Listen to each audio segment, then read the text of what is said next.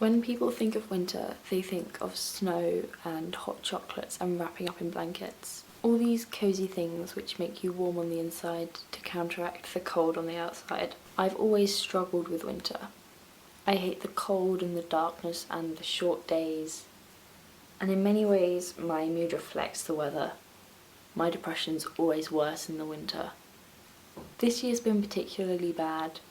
Ever since starting uni, my mental health's been slowly declining until December hit. Everything was going wrong and getting worse, and once the bad thoughts had something to feed off, there was no stopping them. And I wasn't in a fit state to reason with myself.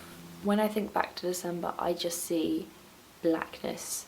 Ice cold, tar-like, numbing blackness, which you can't escape, but you don't even want to escape anymore. But my mental health struggles are a tiny percentage of what made this winter so bad. On the 14th of December, my boyfriend Jacob, my wonderful, wonderful boyfriend, my best friend, was diagnosed with cancer. That completely knocked me down. I thought I was at my lowest possible point, and then this took it to a whole new level.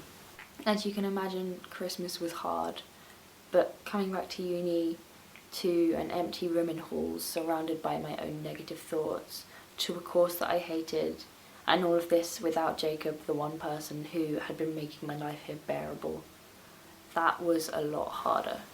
I've been visiting him every weekend, and I've been sorting my life out. I started back on medication, I changed my course, I'm seeing a counsellor, I've got a mentor. Everything's starting to click back into place. And for the first time since moving here, I'm doing more than just coping. I'm enjoying my course, I've made friends, I found a passion for cooking. This winter's been rocky to say the least, but I feel like I'm in a much better place than I was before all of this happened, which is amazing. For the most part, it doesn't even feel like it's happening because I've shut it out, I've put up a mental block, to the point where I don't notice that I'm doing it. In some ways I want to be able to feel the pain. My depression wants me to hurt, and cancer's the perfect excuse. People say balancing depression and anxiety is hard. Well, try adding cancer into the mix. It's exhausting, but it's getting easier. Jacob's treatment's almost finished and I'm going home for Easter soon, and we'll go from there.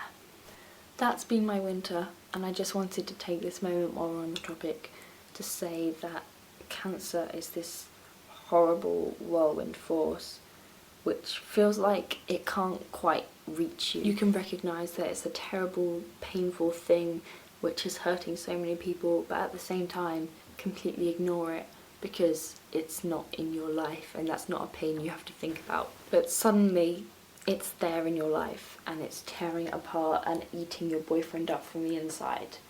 So please, everyone who's watching this, just give yourself a good check, and if you find anything, even if it's like the slightest thing which you think is nothing, just double check with the doctor, because the reality is if Jacob had been to the doctor earlier, he wouldn't be where he is right now.